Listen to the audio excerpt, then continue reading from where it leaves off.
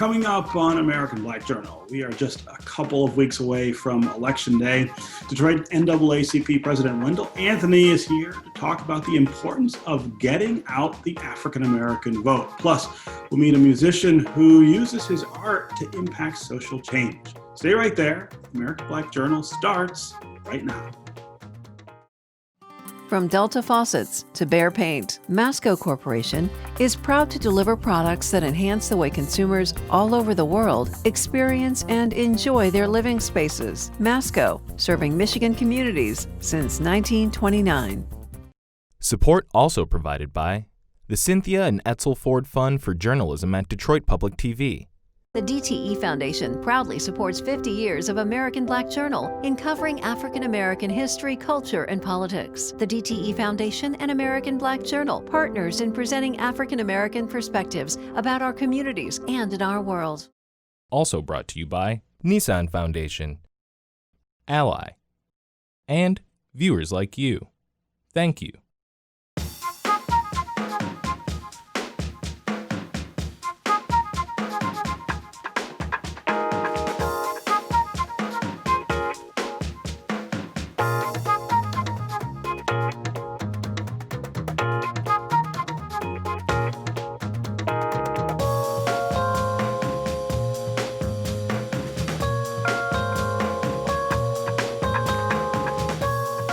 Welcome to American Black Journal. I'm Stephen Henderson.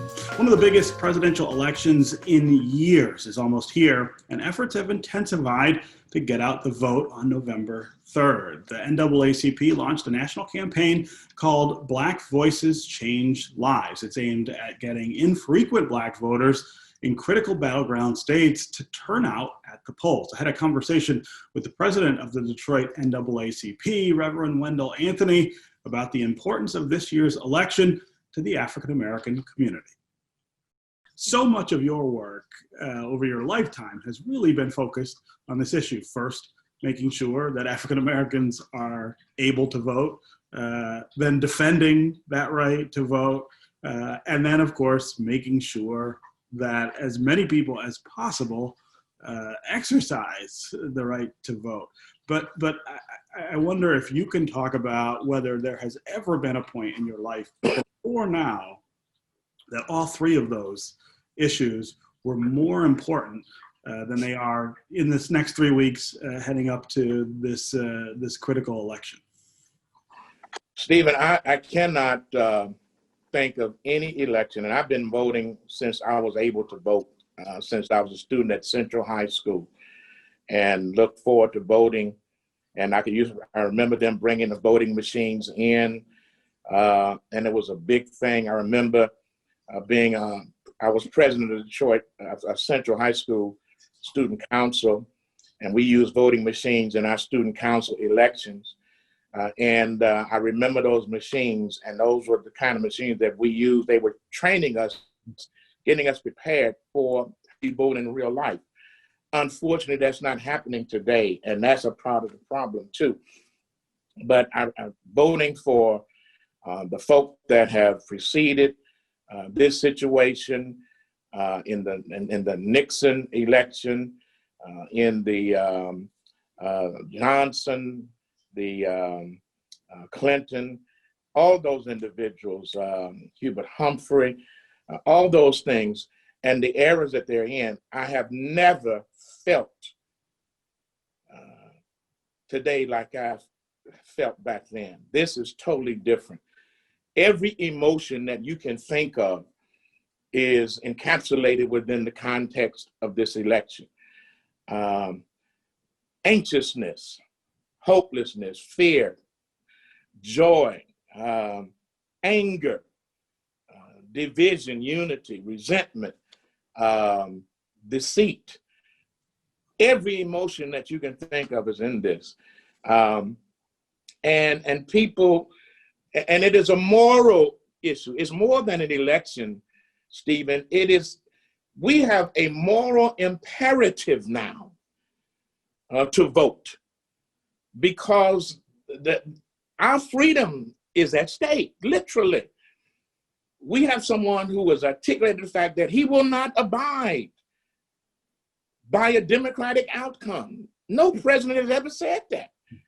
He has told us up front that I don't know if I'm gonna buy it, but if I don't win, I ain't gonna go with this.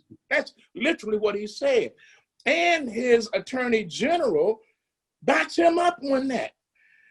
And you have senators who are enabling that, who won't question him or check him on that.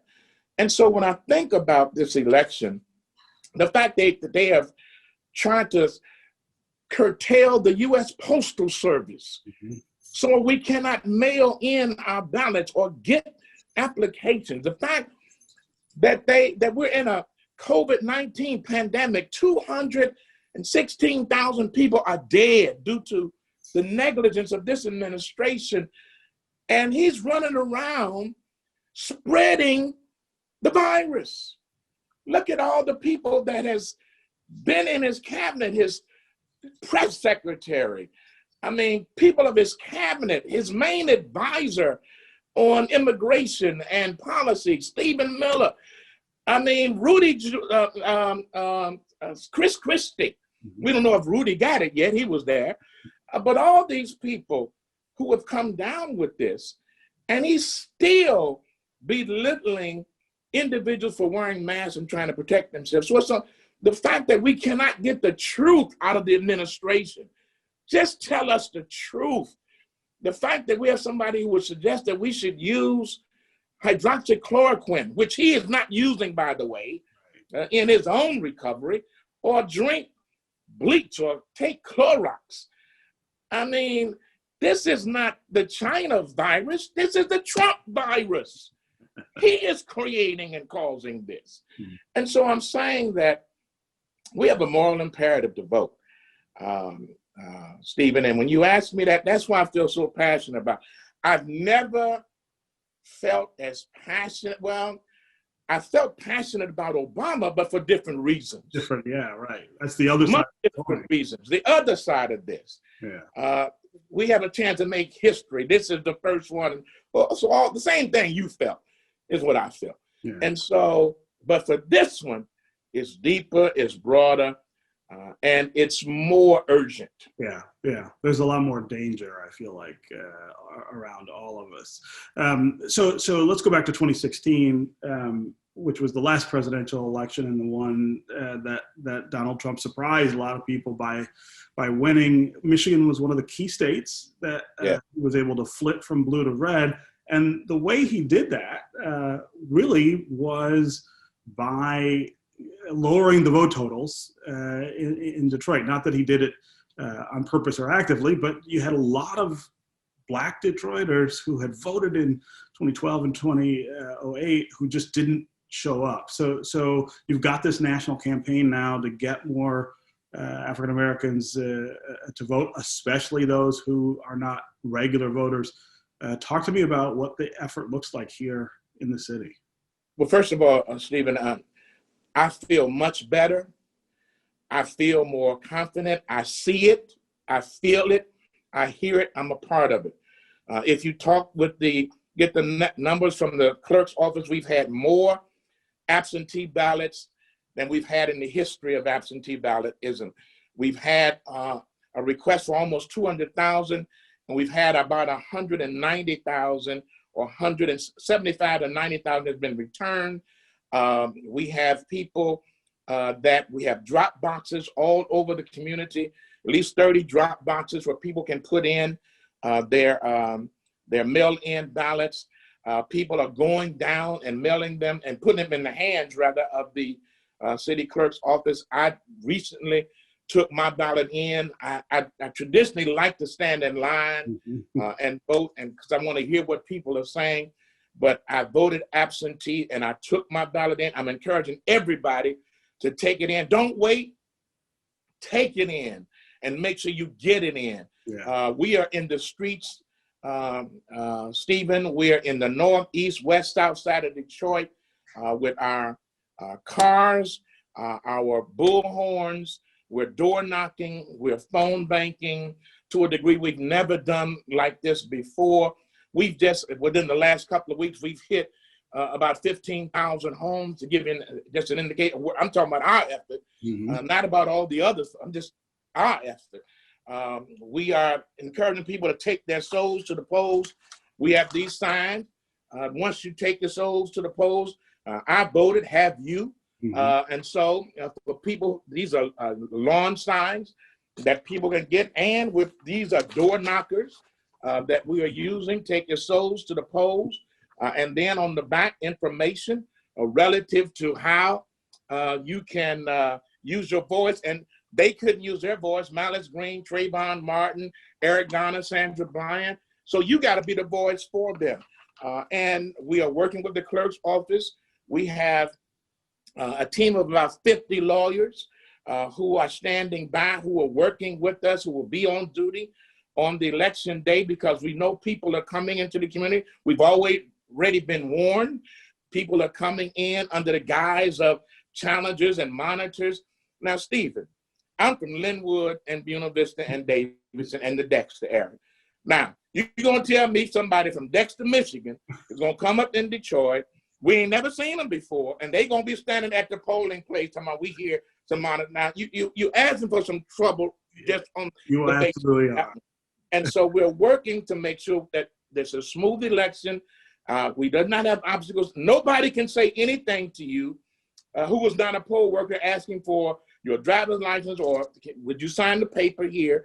That's the only person you have to talk to. But people outside, it's illegal for them to interfere with you or to create any stumbling block. So we will deal with that and take you to court if, in fact, we find that to be the case. So it's real critical. We're on it. So, Stephen, I'm much more encouraged this time. And let me say finally on that point, I don't care what the polls say. I don't care how far ahead somebody seems to be. Don't go for the okie doke. We need you. There's only one poll that matters. That's the one that you take on November the 3rd at 8:00 p.m. when they're closed. Up until that time, we are on, we're voting, we're encouraging. Everybody got to get in this game. Yeah. Nobody can set it out. Yeah. How worried are you about voter suppression, which is the strategy of the Republican Party at this point? It is the only way they seem to be able to win, especially national elections, is by suppressing the vote on the other side. They're doing a lot of things in court, but they also, as you point out, are talking about showing up at the polls to intimidate people. Is that one of the reasons that we had the problems we had in 2016? We did have some of that, but it is even more rampant now. We had some of that. We've had some robocalls. I've had robocalls at my house, Stephen, telling me don't do the mail-in balloting. It's not credible. They will get your credit card information. All your privacy will be exposed. It's not guaranteed to get there. And so these are, and I can tell by the voices that they are not necessarily indigenous in some cases to the community, and the fact that they are exposing this. And then I'm glad that the Attorney General arrested 2 guys who were found guilty of perpetuating this. So we are finding ourselves victimized by voter suppression. Look at what they're doing in Texas, Harrison County. That is disgraceful. They got one drop box in a county that has 2 to 4 million people. One drop box. That's intentionality. The fact that they want to shut down the post office, take out the machines, the sorter machines, and to slow down the mail. That's voter suppression. Look at the lines in Georgia and in Texas, where people are standing in lines for 5 to 7 hours to vote. And God bless them, they're standing strong. And they're saying, I don't care what they do, I'm going to vote. That's voter suppression. Look at what they did in North Carolina when the Supreme Court said that you rewrote the district using a surgical precision around the Black community to make sure that they were disenfranchised. And so we see here the same kind of scenario. America should set the trend for voting across the world. We often go into countries who are accused of not having fair and democratic elections.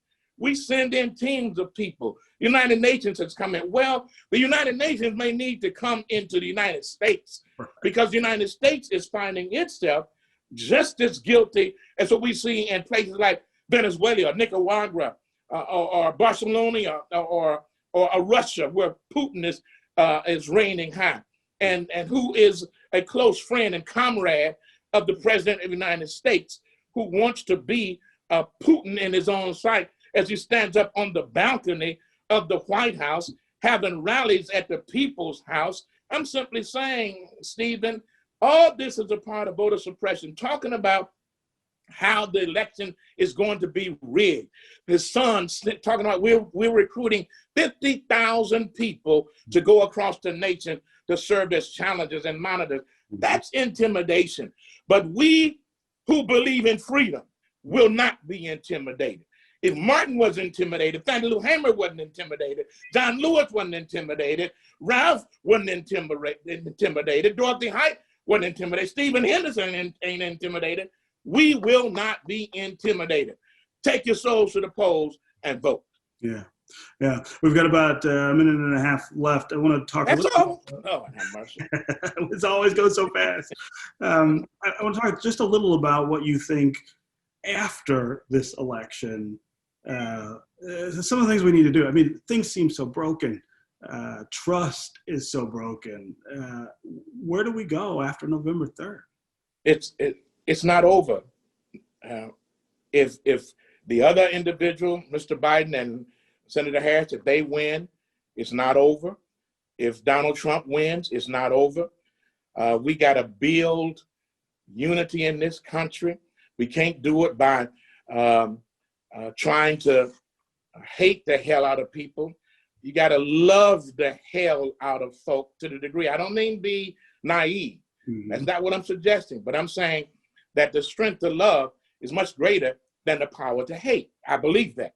And I'm simply saying we got to look at our institutions. We got to rebuild the institutions that have been torn down. We got to rebuild trust with our allies. Our allies are looking at us saying, what is going on in America? Our adversaries have become our friends, according to this president, and our allies have become almost like adversaries, according to this president. That's got to be rebuilt. Trust between police and departments and community. Law and order does not mean you cannot protest and march. It means that there is an order and there is a reason to protest, and protest must turn into policy. And so we're simply saying that we can work together. We can fix this. It's going to take some time, but we got the time. As Dr. King said, the time is always right to do what is right. Yeah. And now's the time to do what's right. Yeah.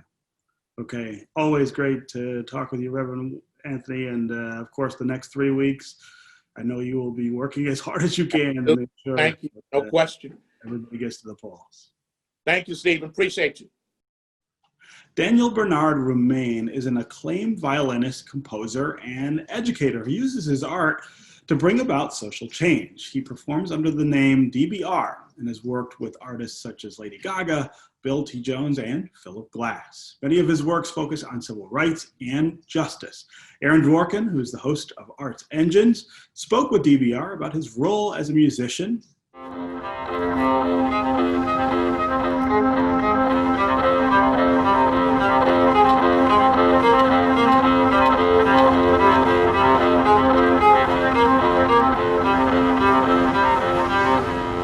Can you share an example with us, or what would be an example of a project you're involved in or working on that you feel will contribute to this social context, to how we are thinking to each other and talking to and with each other? Can you give us an example of how you're using your art to impact social change?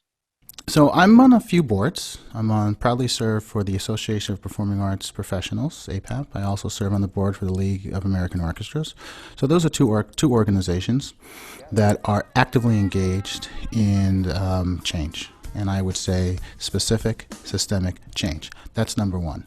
So, for example, I was recently involved in an online forum, quickly convened by the League of American Orchestras, where we had over 400 participants talking about racism, and to be more specific, anti-racism within our American orchestral culture. How do we address it? How do we talk about it? As you know, the Sphinx organization and many others are actively involved in a series of online convenings. And I would say, in our individual lives, it takes two people to convene. Think about who is teaching your child. Think about who is the chief of your local police station, fire department. Think about who runs your local grocery stores. Think about who runs your local lawn care and landscaping company. I mean, they all matter. And I like to enter into these convenings agendaless, so that we only agree to meet. We don't even agree on what we're going to talk about.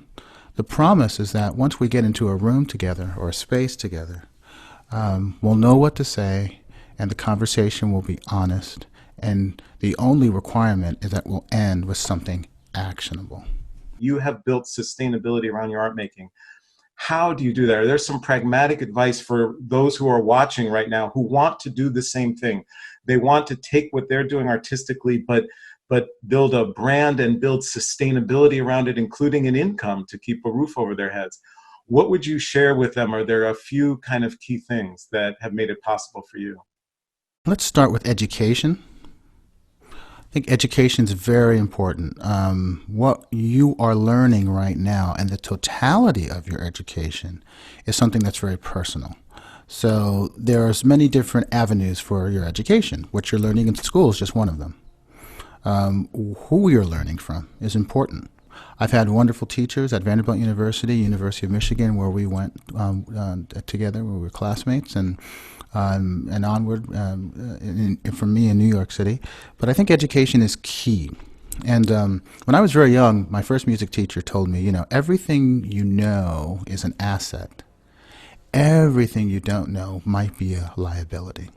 So that's the wonderful thing about being an artist, that, every film, every book, every movie, the worst things that happen to you in life have some knowledge, something for you to gain. Number two would be environment. Where are you? And the place that you are has important truths that need to be found and discovered. And the last thing, actually, I would think about advocacy. We get caught up in our careers. How can I forward myself?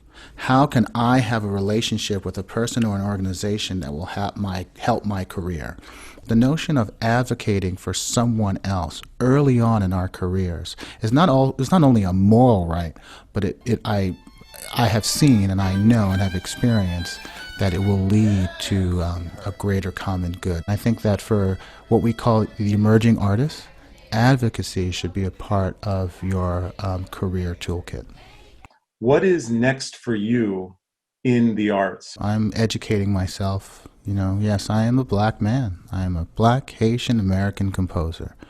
There are so many things that I do not know about myself, my culture, my race, my person, my history, my Haitian history specifically. So this is a moment of pause and reflection. It is a moment of crisis. It is a moment of conflict. It is a moment of change. Artists have always led the way. How we lead is individual, but I think that we are in the second part of a three-part timeline. Part one was we had a series of horrific events, including the events surrounding the murder of George Floyd, which led to a series of aspirational, mournful, and immediate responses from individuals and organizations. And these aspirational and mournful postings center around what I call a declaration and affirmation of the love for black people. Phase two, now we're into actionable items. And I narrow all of that down to what I call specific systemic change. I know a lot of organizations are re-examining their commitments, specifically to people of color, but more broadly to themselves, and the liabilities and the loss and the harmful behavior of past practices as we look forward to best practices, new practices. The third phase of this three-part timeline, I think, will be what I refer to as truth, reconciliation, and rehabilitation. This is what we are going to do as an individual. This is what we're going to do as an organization. This is what we're going to do, I hope, as a field. It's very exciting. There's a lot of promise. And I'm only talking, by the way, very narrowly about the arts field, right? I'm not talking about our larger societies and countries and global culture, if you will. But I'm hopeful real change is coming.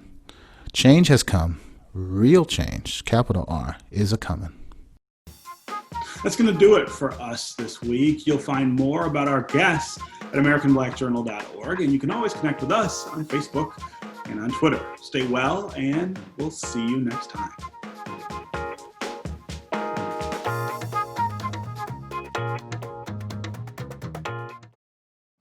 From Delta Faucets to Behr Paint, Masco Corporation is proud to deliver products that enhance the way consumers all over the world experience and enjoy their living spaces. Masco, serving Michigan communities since 1929. Support also provided by the Cynthia and Etzel Ford Fund for Journalism at Detroit Public TV. The DTE Foundation proudly supports 50 years of American Black Journal in covering African American history, culture, and politics. The DTE Foundation and American Black Journal, partners in presenting African American perspectives about our communities and in our world. Also brought to you by Nissan Foundation, Ally, and viewers like you. Thank you.